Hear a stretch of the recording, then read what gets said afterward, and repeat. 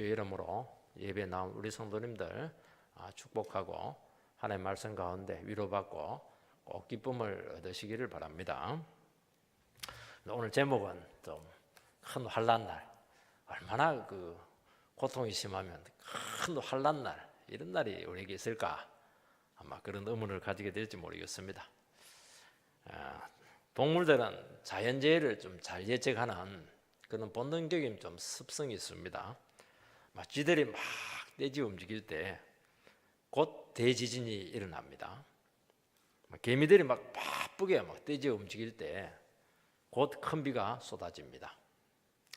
인간에게도 이런 미래를 예측할 수 있는 센스가 있으면 얼마든지 위험을 피할 수 있고 미래의 그 불가촉적인 그런 불길한 사건들을 피할 수 있을 텐데, 인간에게는 이 센스가 잘 작동을 하지 않습니다. 불행을 막을 수 있을 텐데 그냥 불행에 그냥 당하는 것을 많이 보게 됩니다. 요즘 연일 지도자들의 그런 비리들, 미투 운동 이렇게 하면서 그냥 텔레비에 나와서 온갖 창피를 다 당하고 있습니다. 그 사람들이 못난 사람들입니까? 세상에서 제일 잘난 사람들입니다. 내보다 잘난 사람이 있으면 나와봐, 이렇게 살아갔던 사람들이 그 사람들입니다. 근데 이들이 그렇게 끔찍한 말로를 맞이할 줄은 생각지도 못했을 텐데 왜 그렇게 몰랐을까? 참 답답할 뿐이죠. 여러분, 제가 만연되어 있는 그런 곳, 인간의 탐욕과 허영의 실체를 미리 파악했다면 그 유혹 뿌리치고 막 그냥 다 내려놓고 도망쳐야 되는데 계속 죄를 탐닉하다가 결국에는 덜컥 걸려가지고 인생 종친 겁니다. 여러분, 부패하고 썩은 조직이라 하는 것이 딱 드러나면은 월급, 기득권 다 내려놓고 나오면 절대로 비리 사건에 연루되지 않을 것인데 계속 얼쩡거리다가 다 잃어버리는 겁니다. 오늘 본문 말씀은 우리에게 일어날 그 대환란 날에 우리가 어떻게 대처해야 될 것인가 하는 것입니다. 대환란 날이라고 하는 것은 재림의 날을 얘기하는 것이 아닙니다. 우리에게도 하늘이 노란 그런 너무나 끔찍한 일들이 일어날 수가 있습니다. 그거는 개인에게도 일어날 수가 있고 국가적으로도 일어날 수도 있고 교회적으로도 일어날 수가 있는 그런 일들이 일어난다는 겁니다. 그것을 미리 좀 예측만 할 수 있으면 얼마든지 우리가 피할 수 있을 텐데, 그 긍휼 없는 심판에 우리가 들어가지 않을 텐데, 우리가 영혼이 어두워서 그냥 세상 속으로, 세상 가치 속에 따라가다 보면은 덜컥 걸려서 영혼을 잃어버릴 수 있다는 것을 경고하고 있는 것입니다. 오늘 우리나라는 어떻게 될지 예측이 안 되고 있습니다. 지금 운전대가 지금 어디로 가는지 몰라요. 여기 갔다가 휘청 갔다가 지금 한반도가 어디로 지금 파도에 지금 휩쓸려 가지고 삼각파도 맞으면 어떻게 파손될지 지금 끔찍한 지금 상황이 있습니다. 여러분, 이런 가운데 예수 안 믿고 어떻게 살 수 있겠습니까? 머리로 풀 수 있습니까? 절대로 안 됩니다. 우리는 이 시대를 분별할 수 있는 능력이 있어야 됩니다. 우리의 미래를 어떻게 열어가야 될 것인가 하는 어떤 분명한 철학이 없으면 그냥 이리 휩쓸리고 저리 휩쓸리고 딱 삼각파도 맞으면 그대로 난파당할 수밖에 없는 그런 인생길을 걸어가고 있다는 것이 이 성경이 지금 말씀하고 있는 것입니다. 다시는 우리 그런 삶을 살지 말자, 미리 대비하자, 그런 말씀으로 우리에게 주신 줄 믿습니다. 첫 번째는 멸망에 가증한 것이 서지 못할 것에 서는 것이 무엇이냐 하는 것입니다. 14절 말씀을 읽어보면 멸망에 가증한 것이 서지 못할 것에 선 것을 보거든 잃는 자는 깨달을진저 그때 유대에 있는 자들은 산으로 도망할지어다. 참 해석하기 어려운 말씀이 나왔습니다. 참 이거 논쟁도 많은 구절이죠. 멸망에 가증한 것이 서지 못할 것에 선 것이 도대체 무엇이냐 하는 겁니다. 어려워요. 가증한 것도 어렵고 서지 못할 것에 서는 것이 무엇이고 어렵습니다. 이 구절은 다니엘서에 나와 있습니다. 한 세 군데 나와 있는데 그 대표적인 게 이제 다니엘서 11장 31절입니다. 군대는 그의 편에 서서 성소 곧 견고한 것을 더럽히며 매일 드리는 제사를 폐하며 멸망하게 하는 가증한 것, 여기 나 멸망하게 하는 가증한 것, 것을 세울 것이다. 그렇게 되어 있습니다. 이 예언을 대개 신학자들은 주전 167년 수리아의 총독 안티오쿠스 에피파네스가 유대인의 그 민족혼을 말살시키기 위해서 성전에 있는 번제단을 치워버리고 거기다 제우스의 제단을 만들고 유대인들이 제일 싫어하는 돼지피를 잡아서 뿌리는 겁니다. 그러면서 유대인들이 막 저항이 일어나게 될 때 유대인들을 완전히 학살을 한 이제 그런 역사적인 사건을 다니엘서가 예고했다. 그렇게 되게 해석을 하고 있습니다. 그렇지만 그때도 성전 자체가 파괴된 것은 아닙니다. 그래서 이 예언은 예수님께서 하신 예언이시고 예수님이 십자가에 달리고 나서 40년 후 주후 70년 로마의 침공으로 예루살렘과 예루살렘 성전이 완전히 파괴된 것을 의미한다고 말씀하고 있습니다. 누가복음 21장 20절에 보면 똑같은 구절이 나오는데요. 너희가 예루살렘이 군대들에게 에워싸이는 것을 보거든 그 멸망이 가까운 줄을 알라. 지금 로마 군인들이 독수리 문장을 합니다. 독수리 문장을 깃발을 들고 나타나게 되면은 성을 에워싸면은 도망치라. 거기서는 멸망성이다. 그렇게 말씀을 하고 있습니다. 왜냐하면은 지금 예루살렘 성은 하나님께서 버린 성입니다. 지금 하나님의 성전에 우상이 자리 잡고 있고 거룩한 곳에 멸망한 가정한 곳이 서게 될 때는 하나님의 멸망이 예언되기 때문에 그 군인들이 에워싸는 걸 보면 도망치라는 겁니다. 여러분 성전의 제당에 우상의 제물이 드려지는 것은 하나님께서 제일 가증하게 여기는 겁니다. 여러분이 강대상에서 그냥 점쟁이 와가지고 막 점을 치면 끔찍한 일이죠. 바로 하나님의 진노의 심판이 임하게 될 겁니다. 아니면 가수 와가지고 여기서 막 온갖 옛날 노래 부르고 이렇게 하면 그 교회가 온전할 수 있겠습니까? 여러분 성전의 제단은 가장 거룩하고 깨끗하고 흠도 티도 없는 제물을 바쳐야 됩니다. 왜냐하면 그곳에서 죄가 용서받고 하나님과의 관계가 회복이 되고 인생의 답을 얻을 수가 있기 때문인 것입니다.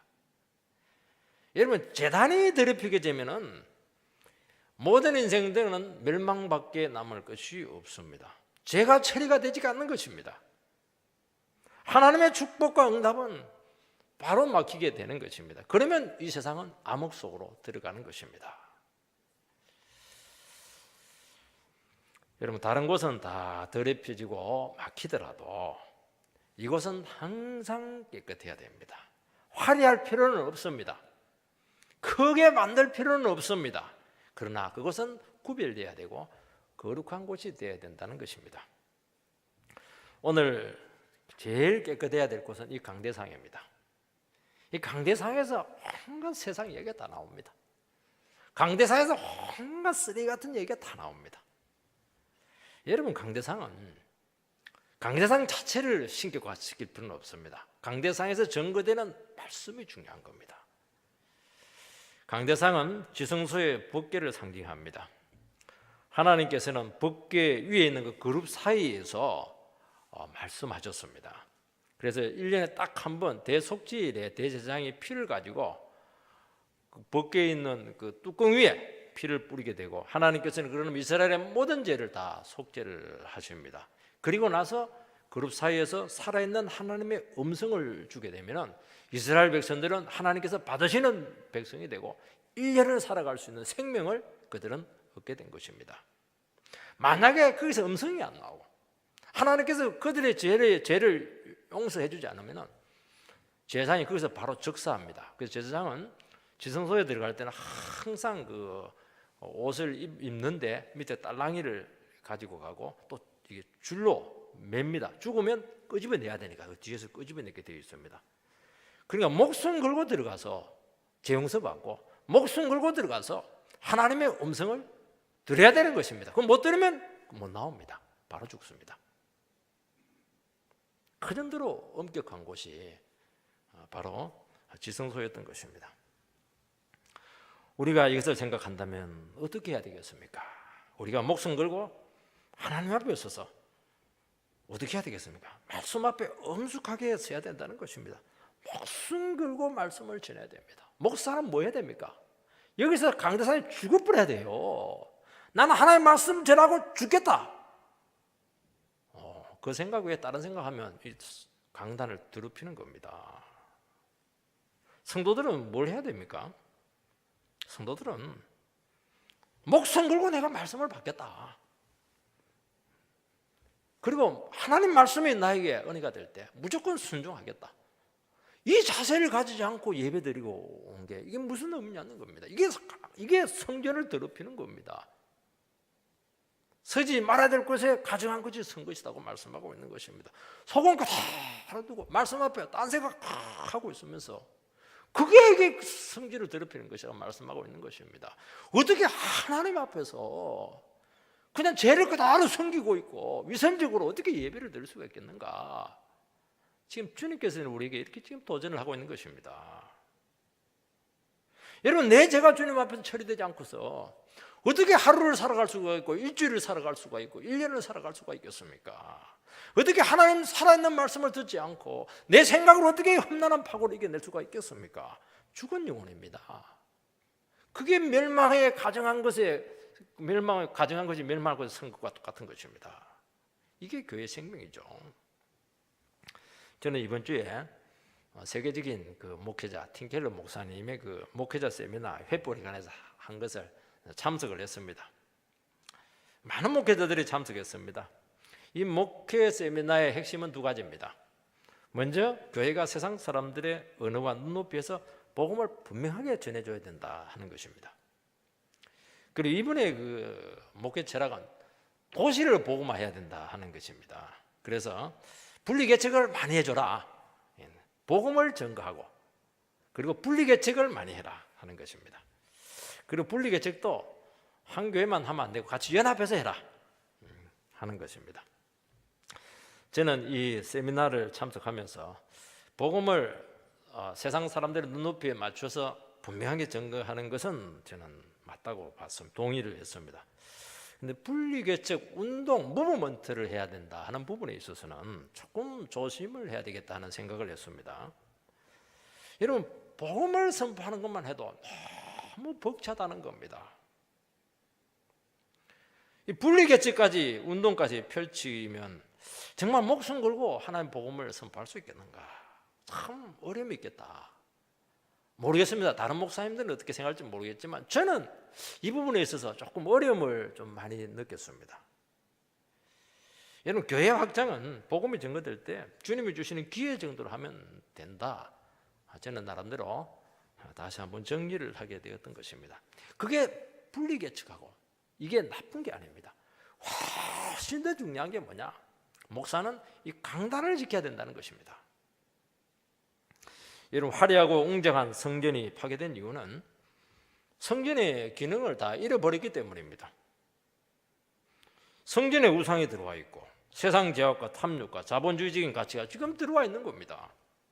성전에서 막 장사를 해요. 막 세상 성경 권력이 완전히 막강한 세상 권력을 능가하고 있습니다.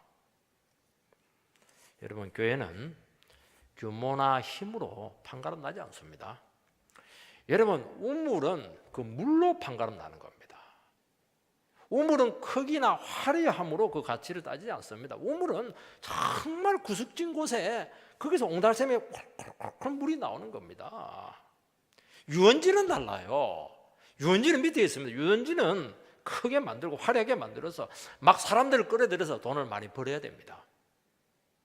우물은 그렇게 하면 안 됩니다. 우물은 깨끗한 물이 마르지 않고 계속 솟아나야 됩니다. 오늘날 교회는 뭐냐? 유원지가 되어버렸어요. 사람들은 막 놀러와요. 여기서 막 많은 일을 합니다. 사업도 하고 많은 일을 합니다. 여러분, 교회는 우물입니다. 우물. 샘물입니다. 샘물. 옹달샘. 옹달샘.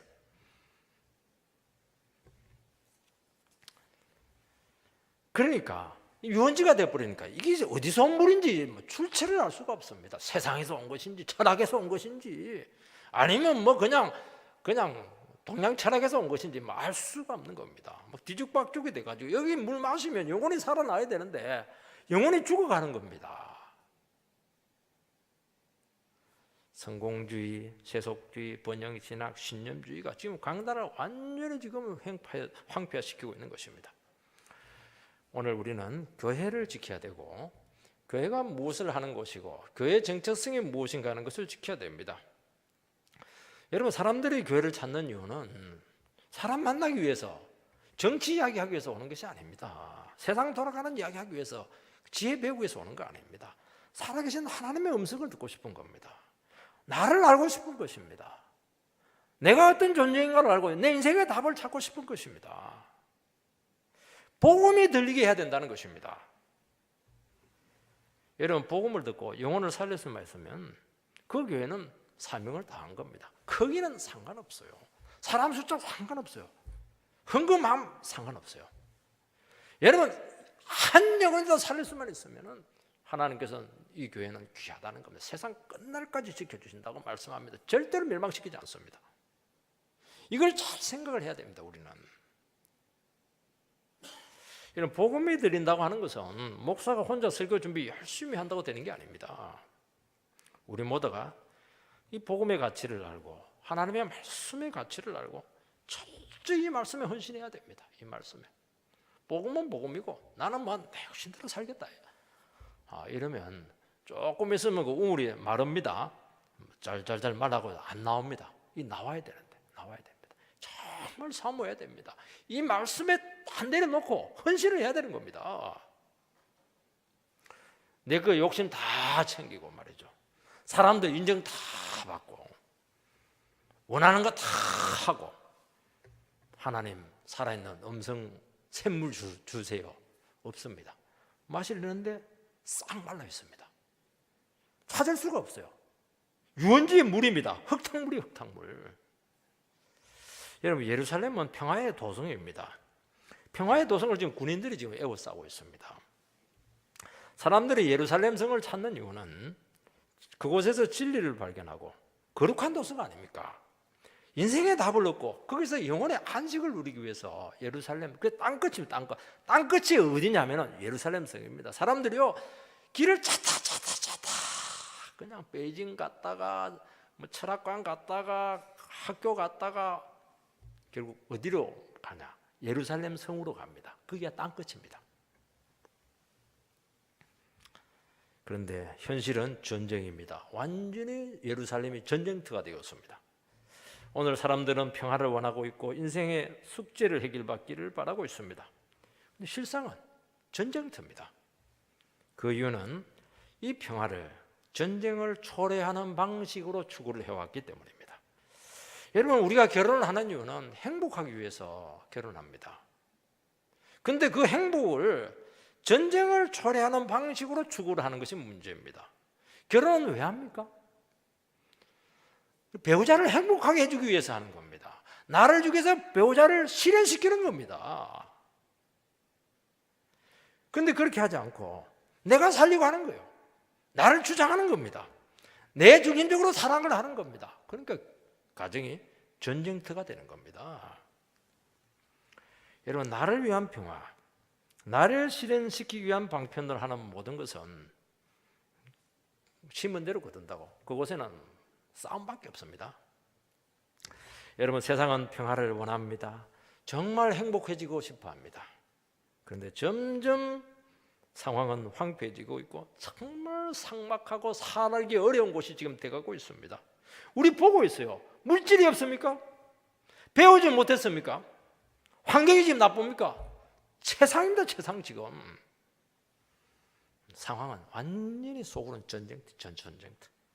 자기중심적인 탐욕이 결국 이 진정한 사랑을 에워싸고 있기 때문입니다. 여러분, 사랑을 하는데 전부 다 자기식의 사랑입니다. 오늘 전쟁터예요. 여러분, 군인들이 성을 지금 에워싸고 쳐들어오면은 그때는 행복 없습니다. 존엄 짓밟힙니다. 모든 거 다 잃어버립니다. 생존을 위한 몸부림만 있는 것입니다. 내가 살기 위해서 적을 죽여야 되는 그런 살벌한 곳으로 바뀌게 되는 것입니다. 그게 무슨 온기가 있습니까? 거기서 배려가 어디에 있습니까? 살기밖에 없는 거예요. 공포가 지금 분위기를 지금 주도할 수밖에 없는 겁니다. 두려움이 막 서려 있습니다. 이게 남의 얘기입니까? 이게 우리의 얘기라는 것입니다. 지금 가정에 가도 힘들어요. 직장에 가면 덜 살벌합니다. 마음을 둘 곳이 없다는 것을 지금 두고 있고, 내가 어디서 내 인생을 찾으며 내 미래를 어디에 지금 맡겨야 될 것인지 지금 찾을 수가 없습니다. 지금 성자 없는 전쟁을 끊임없이 지금 하고 있고 다 패자로 드러나게 될 것입니다. 이게 오늘 세상입니다. 여러분, 이런 혼란한 세상 속에서 우리는 진정한 평안을 찾아야 된다고 말씀하고 있습니다. 진정한 행복을 주님께서는 너희들에게 주기를 원한다고 말씀하고 있습니다. 그것은 딱 하나입니다. 그런 가운데서도 잠잠히 주님만 바라볼 수 있는 그 믿음 외에는 없습니다. 주님께서는 어떻게 우리에게 평안을 주시고 우리에게 진정한 행복을 주었습니까? 주님은 딱 반대로 했습니다. 예수님은 져줬습니다. 자기를 내어주었습니다. 예수님은 스스로 패자가 되었습니다. 한 번도 승리자가 되지 않았습니다. 대단하지 않습니까? 우리는 무조건 이기려고 합니다. 할 말 많은데 아무 말 안 합니다. 십자가에서 할 말 너무 많은데 기도만 했습니다. 그 모든 것을 감당하시는 방식으로 세상을 구원하셨습니다. 거기서 평화가 왔어요. 거기서 화해가 왔고, 거기서 용서가 왔고, 거기서 행복이 나왔습니다. 여러분, 지는 것으로 이기는 겁니다. 여러분, 어떤 사람을 생각할 때 어떤 사람은 항상 나에게 져주는 사람이 있어요. 그 사람이 졌습니까? 그 사람은 나를 이긴 사람이에요. 어떤 사람은 생각할 때 그 사람은 항상 나를 이깁니다. 상대 안 합니다. 그 다음부터는 그 사람은 진 사람입니다. 오늘 세상은 무한 경쟁이고 다툼과 커짐과 힘의 강해짐의 원리로 지금 철저히 움직이고 있습니다. 그게 정거리죠. 뭐 그 동물 세계 아닙니까? 육식 세계. 여러분, 이것이 세상의 우상이라는 것입니다. 그게 가증한 것이고 그게 서지 말아야 되고 선 것입니다. 내가 먼저 잘 돼야 되고 내가 먼저 우월한 지위를 확보해야 된다. 그것을 위해서는 수단과 방법이 없습니다. 남을 밟아서라도 내가 먼저 서야 되는 이 세계 속에 살아가는 것입니다. 남은 들러리가 돼야 되고 내가 주인공이 돼야 된다는 겁니다. 상생의 원래 윈윈 게임이 어디에 있어요? 속으로는 전부 다 끌어내리고 나를 챙기려는데요. 주님은 달랐습니다. 수고하고 무거운 짐진 자들아 다 내게로 오라. 내가 너희를 쉬게 하리라. 너희들 고생 많았지. 이 정글 세계 속에서 세파를 이기면서 살아가다 얼마나 고생 많이 했는데 나에게 와. 내가 그럼 너희를 쉬게 주겠다. 나는 마음이 따뜻하고 온유하고 겸손하니까. 그리고 사랑의 멍에를 매는 법을 너희에게 가르쳐 주겠다. 그렇게 말씀하고 있습니다. 어렵지 않아요. 마음만 낮추면, 마음만 바꾸면 얼마든지 우리는 이곳에서 행복을 찾을 수 있습니다. 이곳에서 평안을 누릴 수가 있습니다. 지금 이 순간 천국이 말 겁니다.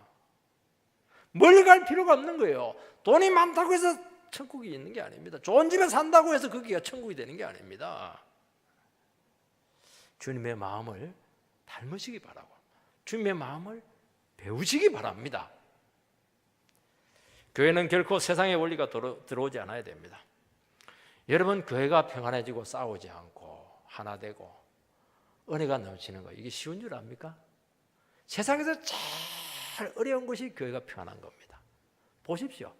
전부 다 싸웁니다. 패 나누고 두 패, 세 패로 나눠가자. 못 잡은 것은 날립니다. 왜 그래요? 안 죽으려니까. 복음이 없으니까. 살아있는 주님의 음성을 못 들으니까. 주님 앞에서 눈물로 기도하면서 응답을 못 받으니까 자기들끼리 그냥 싸우는 겁니다. 우리 그런 방법 하지 말자는 거죠. 그게 멸망에 가정한 것이 서는 것입니다. 멸망이 딱 정해진 겁니다. 그것은. 두 번째는 그때 도망가라 그렇게 말씀합니다. 14절 하반절 읽어보면 그때 유대에 있는 자들은 산으로 도망할지어다. 15절 16절 말씀을 읽어보면 지붕 위에 있는 자는 내려가지 말고 무엇을 가지러 들어가지 말며 밭에 있는 자는 겉옷을 가지러 뒤로 돌이키지 말지어다. 여러분 전쟁이 나면 어디로 피해야 됩니까? 성 안으로 들어가야 됩니다. 제일 안전하지 않습니까? 그 성 안에도 성전이 있습니다. 하나님의 성전이 있으니까 더 안전하지 않겠습니까? 하나님 지켜주시니까요. 근데 오늘 말씀에서는 성 안으로 들어가지 마라. 신속하게 도망치라는 겁니다. 경상도식으로 내 빼라 막 그렇게 하는 겁니다. 산으로 가라고 하는 것은 다른 도시 가봐도 똑같다는 거예요. 마을 가보고 동네 가보고 뭐 부산 가도 똑같아요. 산으로 도망치라는 겁니다. 다 심판의 대상이기 때문이죠. 지붕 위에서 이스라엘 백성들은 그 지붕이 평평합니다. 그 지붕에서 바로 바깥으로 나가는 계단이 있습니다. 집 안으로 들어가지 말라는 거예요. 집 안에 지금 노트북도 가져와야 되고 통장도 챙겨야 되는데 그거 하지 말라는 겁니다. 그러면 도망갈 기회를 놓치게 되고 거기서 죽기 때문입니다. 그래서 우리는 어떻게 해야 됩니까? 이 환난 날을 대비하는 그런 삶이 되려고 하면 평소에 이 물질에 대해서 세상 것에 대해서 자꾸 버리는 훈련을 해야 됩니다. 어떤 사람들은 그래요. 나와! 안 나옵니다. 그때부터는 챙기는 거예요. 뭐 옷도 챙기고 넥타이도 챙기고 막 그냥 돈도 챙기고 그러다 죽는 겁니다. 나와 이러면 다 내리고 몸만 빠져나오면 되는 겁니다. 불 났는데 다 챙기면 어떡 해요? 버리는 훈련을 해야 됩니다. 우리 자꾸 가지는 이 훈련을 하는 게 못 떠나는 겁니다. 세상을 못 떠나는 겁니다. 언제라도 주님 명령하시면 내려놓고 떠날 수 있습니다. 와라 천국 와 이러면 뭐 바로 인사하고 주님 가겠습니다 이렇게 해야 되는데 막 안 가려고 막 꽂고 난리예요 지금. 밭에서 일하다가 멀리 벗어둔 겉옷을 가지러 가지 말라는 겁니다. 이스라엘 사회에서는 겉옷이 굉장히 중요한 물건입니다. 그것 때문에 위험을 자초하지 말라는 겁니다. 네 영혼만 건질 생각을 하라는 겁니다. 이런 모든 사람이 가장 안전하다고 믿고 삶을 결정하는 곳이 가장 위험한 심판의 장소가 될 수 있다고 말씀하고 있습니다. 왜냐하면 그곳은 멸망에 가증한 것이 서지 못할 곳에 섰기 때문입니다. 여러분 가장 위험한 곳이 어디입니까? 우리가 제일 위험한 곳이 지금 어디입니까? 지금 휴전선입니까? 여러분 제일 위험한 것은 전쟁의 방식으로 평화를 추구하는 그것이 제일 위험한 곳입니다. 교회가 세속화되어 있고 복음은 사라지고 인간의 자랑과 세상 우상이 지배하는 그곳이 제일 위험한 곳입니다. 교회라고 해서 안전하지 않다는 겁니다. 잘못 들어가면 영혼 망치고 가정 망치고 인생 망치는 겁니다. 하나님은 전 우주를 심판하기 전에 예루살렘을 먼저 심판합니다. 여러분 하나님은 전 우주를 심판하기 전에 교회를 심판합니다. 하나님 백성들을 심판한다는 겁니다. 탐욕주의고 제국주의적인 방식, 세력에서 우월해지려는 가치관에서 벗어나지 않으면 위험하다는 겁니다.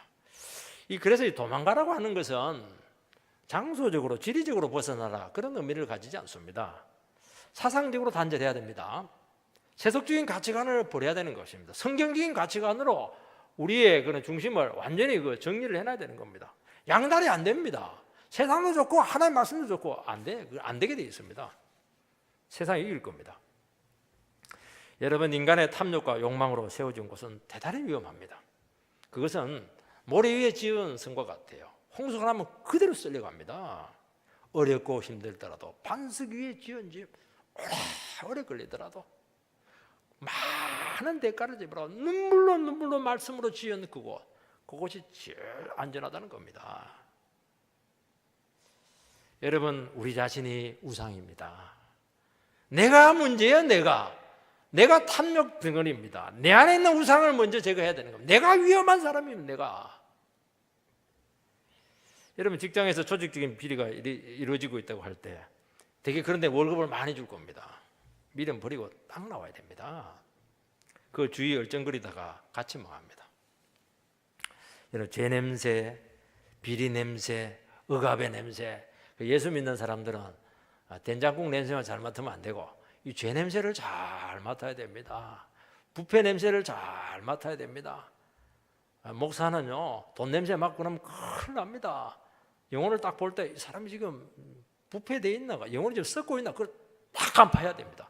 정신을 딱 차리게 만들어야 됩니다. 그게 사는 거예요, 이게. 엉뚱한 냄새를 맡고 있는 거예요, 지금. 세상의 냄새를 맡고 있고, 돈 냄새를 그렇게 좋아하는 겁니다, 이게. 이게 망하는 겁니다. 같이 망하는 겁니다. 그곳은 로마 군인들이 성을 에워싸면 이 난공불락의 예루살렘 성전이 있는 곳, 사람들은 안전하다고 여겼을 겁니다. 그러나 그곳은 이미 죄악의 온상이었습니다.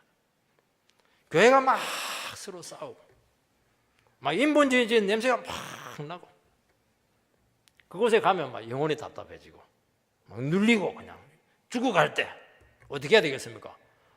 나 이 헌금 엄청나게 오래 바치고 큰 직분 맡고 있는데요. 계속 있으시기 바랍니다. 미련 없이 도망가라는 겁니다. 여러분, 가장 안전한 곳은 딱 하나입니다. 하나님 말씀이 능력 있게 증거되는 그곳이 제일 안전한 곳입니다. 예루살렘 성전이 중요한 게 아니에요. 교회라는 타이틀이 중요한 게 아닙니다. 규모가 중요하지 않아요. 복음이 가감없이 증거되는 그곳이 하나님이 함께 하시는 곳이고, 그곳에 생명의 역사가 나타나게 될 거죠. 그것은 우물입니다. 우물은 계속 나와야 되는 겁니다. 여러분, 가장 위험한 곳은 복음의 능력을 잃은 곳입니다. 여러분, 교회 건물 절대 사람 붙잡지 마시기 바랍니다. 주님 붙들고 말씀을 붙잡고 가시기 바랍니다. 17절 말씀을 읽어보면, 그날에 아이벤 자들과 젖먹이는 자들에게 화가 있으리로다. 아이벤 엄마는 가장 평화롭고 소망이 있는 모습입니다. 엄마 품에서 아이가 젖을 먹고 있는 그 모습 얼마나 아름답습니까? 얼마나 평화롭습니까? 그날에는 가장 안전하고 가장 행복했던 그 사람이 가장 불행해지는 겁니다. 왜냐하면 도망을 못 가기 때문입니다. 여러분, 가장 안전하고 가장 좋은 곳이 가장 나쁜 곳이 없기 때문입니다. 여러분, 우리가 가장 좋은 곳이라고 여긴 그곳이 가장 위험할 수 있습니다. 이것이 인간의 탐욕과 재성이 얼마든지 그렇게 만들 수 있습니다. 우리 한때 교회가 너무 좋았다, 한때 교회가 너무 어려서였다, 그게 무슨 소용이었어요? 한순간에 인간의 탐욕과 교만은 지옥으로 교회를 만드는 겁니다. 천국을 짓밟아가지고 그냥 전쟁터로 만들 수가 있는 겁니다. 그래서 끝까지 조심해야 된다는 겁니다. 여러분, 인간의 교만은 가장 거룩한 것을 가장 악마적인 것으로 만들 수 있는 능력이 있습니다. 여러분, 자기중심적인 재성이 하나님의 가장 아름다운 것을 가장 비참하게 짓밟을 수가 있는 겁니다. 교회 안에서 온갖 죄가 자행될 수 있다는 것을 우리는 생각을 해야 된다는 것입니다. 여러분, 인간이 하나님처럼 들어갔을 때 그 놀라운 에덴 동산 낙원이 죽음의 장소로 한순간에 변화되지 않았습니까? 주님께서는 사람을 쫓아내버렸어요. 그리고 에덴 동산을 딱 지켰습니다. 화영금으로 너희들 다시는 못 들어온다. 죄 있는 사람은 다시는 못 들어온다. 그렇게 말씀했던 것입니다. 마찬가지예요. 죄인이 들어오면 안 되는 겁니다. 이게는 죄를 가지고 들어올 수 없는 거예요. 오늘날 화영금은 무엇입니까? 화영금은 말씀이죠. 하나님 말씀이 딱 증거되면 죄 가지고 못 들어옵니다. 여기서 보존될 겁니다. 끝까지 생명의 장소로 참된 우물로 보존될 겁니다. 교회를 지켜야 되는 겁니다. 이런 가장 아름다운 곳은 하나님의 말씀이 증거되고 있고 죄를 회개하고 새 사람이 되는 곳입니다. 지옥 갈 죄인들 천국 백성 만드는 곳입니다. 하나님의 말씀에 함께 순종하는 그 공동체가 최고입니다. 높아지려고 하고 자기중심적이고 고집스러운 마음이 주님의 마음으로 하나씩 변화되는 그곳, 천국이지 않습니까? 천국은 죽어서 가는 곳이 아니고 주님의 이름으로 모이는 그곳에 너희들과 함께 하겠다, 그렇게 말씀하셨습니다. 여러분, 지금 예루살렘은 좀 성공주의, 성리주의, 탐욕이 투사된 욕망의 종합 도시로 지금 변질이 되었습니다. 원래 예루살렘은 그게 아니었는데 평화의 도시지 않았습니까? 그렇게 인간의 탐욕이 하나님 말씀이 조금만 흐려지고 기회를 주면은 한순간에 변질이 됩니다. 한때 우리 좋았다, 그거 믿지 마시기 바랍니다. 한때 그때가 뭡니까? 한번 스포일되고 변질되면 못 돌아옵니다. 그냥 멸망밖에 없는 거예요. 그냥 군사들을 보내가지고 그냥 썰어버려야 되는 겁니다. 다시 시작해야 되는 겁니다. 안 되는 겁니다. 생선 썩은데 어떻게 다시 해가지고 먹을 수 있습니까? 버려야 되고 새로 생선을 구워야 되는 겁니다. 여러분, 모든 탐욕은 특성이 있는데 끝없이 팽창하려고 합니다. 탐욕은 문제는 더 큰 탐욕에서 삼켜지게 된다는 것입니다. 여러분, 더 큰 세력의 소유자에게 삼켜지게 되는 것입니다. 이스라엘이 사랑으로 가지 않고 말씀으로 가지 않고 탐욕으로 자꾸 커지려고 했을 때 바벨론 와서 집어삼켜버리고, 아수르 와서 집어삼켜버리고, 알렉산더 와서 집어삼켜버리고, 로마가 와서 집어삼켜버리고 동네북이 된 거예요. 동네북. 왜 그랬습니까? 예루살렘은 못 살아서 그렇겠습니까? 말씀을 버렸기 때문에, 하나님을 버렸기 때문입니다. 여러분, 주님 앞에 본질을 추구할 때 영원히 주님께 함께 하시고 지켜주시고 세상 끝날까지 너희와 함께 하겠다고 말씀하셨습니다. 오늘 크리스찬들이 자꾸 탐욕으로 커지려고 합니다. 막 세상을 추구하는 겁니다. 누가 집어삼킵니까? 세상이 집어삼킬 겁니다. 왜냐하면 세상은 돈 되는 곳, 이거 가만히 놔둡니다. 껍질을 벗겨서라도 내 거 챙기는 겁니다. 잘 생각해야 될 겁니다. 우리는 왜 맛을 잃은 소금은 세상에 짓밟히게 됩니까? 소금은 실체는 없지만 맛있어요. 맛, 말씀의 맛 있어야 되는 겁니다.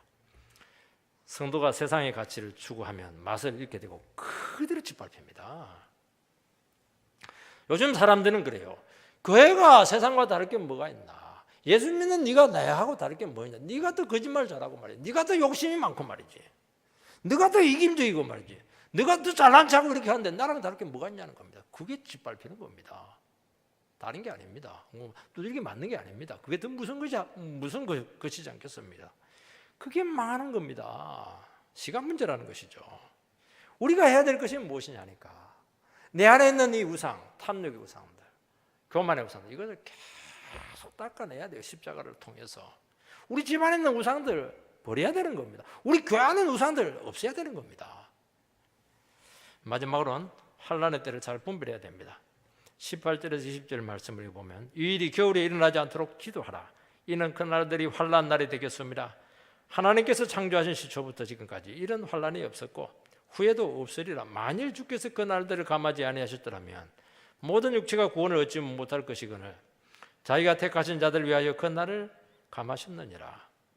예루살렘 성의 파괴는 끔찍했고 전무후무한 환난이었습니다. 철저히 파괴되었습니다. 그래서 예루살렘의 환난, 세상 종말과 비유될 정도로 미리 맛보게 했습니다. 여러분, 예루살렘 성이 이토록 처참하게 파괴된다면 마지막에 인생들이 당할 그 고통이 얼마나 끔찍할 것인가 한번 짐작을 해보라는 것입니다. 이것은 단지 한 성과 한 성전의 파괴가 아닌 것입니다. 이것은 전 우주적인 심판의 예표입니다.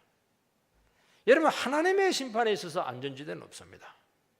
한번 하나님의 심판을 간접적으로라도 한번 느껴보라는 겁니다. 하나님의 백성들이 주신 특권을 남용을 하고 세상의 가치를 추구하게 될 때 받는 징계는 너무 강력합니다. 여러분, 다윗이 교만해져 가지고 요압한테 인구조사해라 그렇게 했습니다. 요압이 하지 마세요. 왜냐하면 교만해서 나왔거든요. 내가 잘했더니 나라 이게 커졌네. 그래서 막 과시하려고 그렇게 했던 겁니다. 굳이 했어요. 하나님 너무 싫어했습니다. 그래서 딱 3가지 옵션을 줍니다. 7년 동안 적한테 쫓길래, 석 달 동안 또 맞을래, 아니면 3일 동안 온역으로 고통당할래. 그때 이제 다윗이 하나님께 맞는 게 낫겠다 싶어가지고 3번째 걸 선택을 합니다. 하나님께서 3일 동안 몇 명을 쳤냐? 7, 8만 명을 쳐버렸습니다. 속았죠, 다윗은. 하나님께 맞는 게 낫겠다 싶은데 하나님께 맞는 게 그렇게 힘든 겁니다. 조금 교만했는데 7만 명을 백성을 죽여버리는 겁니다. 하나님 무슨 분이세요? 여러분, 안 보인다고 자꾸 사람들은 죄를 많이 짓고 교만하고, 여러분, 죄 지은 게 어디 갑니까? 반드시 그것은 박혀 있고요, 쌓여 있습니다. 때를 기다리고 있는 겁니다.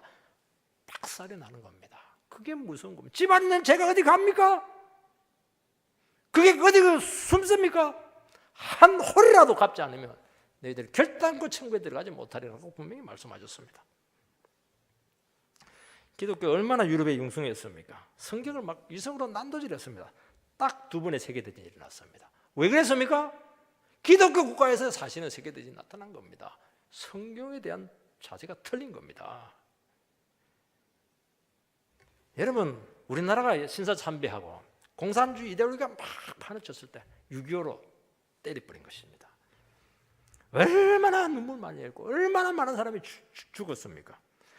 철저히 그렇게 해서 회개했으니까 우리나라가 반동가리가 딱 살아남았습니다. 하나님 무서운 분이십니다. 그때 사람들은 종말이 왔다고 생각했죠. 여러분, 환난 날이 오면은 그 심판에 한 사람도 생존할 수 없다는 것을 깨닫게 되는 것입니다. 사람들은 하나님이 보이지 않고 당장 심판하지 않기 때문에 자기가 그냥 짓는 죄가 얼마나 심각한지 모르는 겁니다. 한 번 죄 지으면 그게 없어지지 않는다는 것을 모르고 있는 겁니다. 대환란이 오면 길이 없고 환란에 빠져들게 됩니다. 믿는 사람 안 믿는 사람만 그냥 휩쓸리게 되는 겁니다. 예외 없습니다. 그래서 겨울에 나지 않도록 기도하라. 이때는 너무 절망하지 마라. 하나님이 택한 자들을 위해서 그 날을 감했다. 그렇게 말씀하고 있습니다. 미리 망하거나 자살하거나 절망까지는 하지 말라는 겁니다. 하나님께서는 자기 백성들에게 피할 길을 주시는 것입니다. 우리는 다시는 이 땅에 이런 일이 생기지 않도록 기도해야 될 겁니다. 지금 이 민족은 기도해야 될 때입니다. 여러분, 심판의 날이 기다려지면 죽는 겁니다. 한 번 더 이런 일이 생기면 이 나라는 없어지는 겁니다. 정말 우리는 지금 위기의 시대를 살아가고 있습니다. 술에 술 탄 듯, 물에 물 탄 듯, 그런 식으로 예수를 믿어가지고 무슨 능력이 나오겠습니까? 죽을 각오를 가지고 예수를 믿고 날마다 눈물로 기도하지 않으면 어떻게 가정을 지키고 자녀를 지키고 이 나라를 지키고 싶겠냐고 지금 도전하고 있는 것입니다. 여러분, 지금은 진짜 믿음이 필요한 시대입니다. 23절 말씀을 읽어보면 너희는 삼가라. 내가 모든 일을 너희에게 다 미리 마련했노라. 주님은 환난 때에 극히 조심하고 쉽게 행동하지 말라고 경고했습니다. 자꾸 상황이 어려워지면 자기 생각에 빠지고 자꾸 육감을 믿게 되고 기분이나 혈기로 반응을 합니다. 그걸 하지 말라는 거예요. 어렵고 힘들수록 내가 미리 말씀한 그 말씀을 붙잡아라는 겁니다. 어려울수록 진리를 붙들고 철저히 인도를 받으시기 바랍니다. 인간적인 생각, 세상의 욕구, 이거 철저히 거부해야 됩니다. 어려울수록 함부로 움직이지 마시기 바라고 진리로 갈 때 많이 살 수 있는 것입니다. 여러분, 위기의 상황은 나라의 운명이 결정을 합니다. 우리 개인사를 결정합니다. 이때는 어떻게 해야 됩니까? 다른 거 붙잡으면 큰일 납니다. 말씀에 대한 통찰력을 무한대로 끌어올려야 됩니다. 하나님 이 가운데서 살 수 있는 길이 무엇입니까? 하나님 나에 대한 뜻이 무엇입니까? 왜 이런 일이 생겼습니까? 쫙 기도하면서 주님께 나가서 말씀에 대한 센스를 막 작동을 시켜야 됩니다. 그러면 주님이 하시는 일이 보입니다. 감하고 있는 게 보입니다. 초자연적인 능력이 역사하고 있다는 걸 보입니다. 그거 보면 사는 겁니다. 하나님이 지금도 살아있습니다. 이 혼란 가운데 하나님께서 지금도 역사를 주관하고 있습니다. 그걸 보면 사는 겁니다. 못 보면 자살합니다. 우울증 걸리고 죽습니다.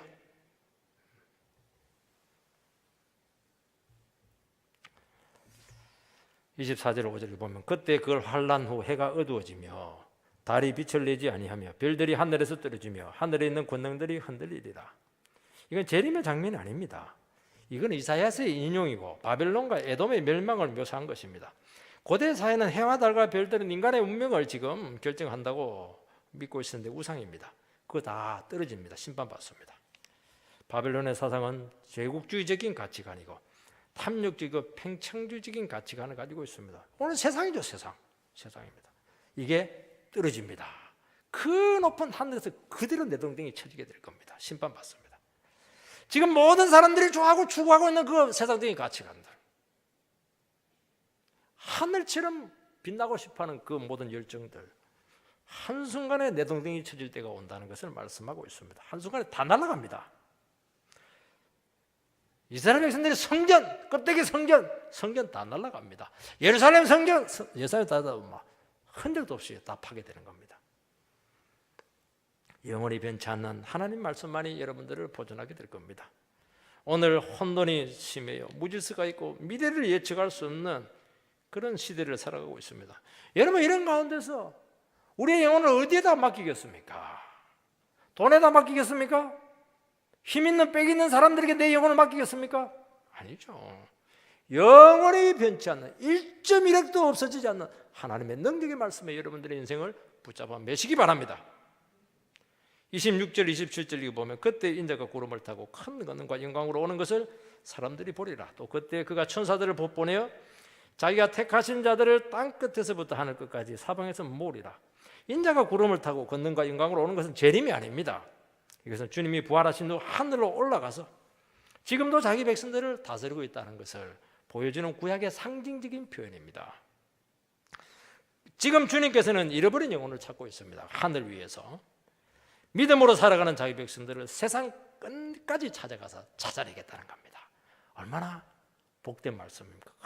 온갖 고통도 하고 신앙 지키기 위해서 핍박도 하고 손해보고 희생도 하고 찢기고 가슴에 상처받고 나는 이러다가 미래가 없을 것 같은데 주님은 어떻게 합니까? 그 사람 찾아갑니다. 어디까지요? 세상 끝까지 찾아갑니다. 지하실 그 밑까지 찾아가서 그의 고개를 들게 한다는 겁니다. 그의 신앙을 인정해 주겠다는 겁니다. 내가 너와 함께 하겠다고 말씀하고 있는 것입니다. 사랑하는 성도 여러분, 홀로 고난 중에 싸우고 계십니까? 신앙의 순수성을 지키기 위해서 그렇게 분투하고 눈물로 기도하고 있습니까? 오늘 큰 위로 받으시기 바랍니다. 내가 너를 지금 찾고 있다는 겁니다. 여러분, 질병 중에 분투하고 있습니까? 사랑하는 사람을 잃고 낙심 가운데 있습니까? 절망하고 믿음으로 일어서려고 하고 있습니까? 하나님께서 너를 지금 내 주시하고 있고 내가 너를 지킬 것이고 끝날까지 함께 할 것이고 너를 들어서 회복시킬 것이다. 망한 그 자리에서 최고의 위치로 너를 회복시킬 것이다. 그런 약속의 말씀을 붙들고 다시 한 번 더 주님께 나가는 귀한 백성들 되시기를 주의 이름으로 축복합니다.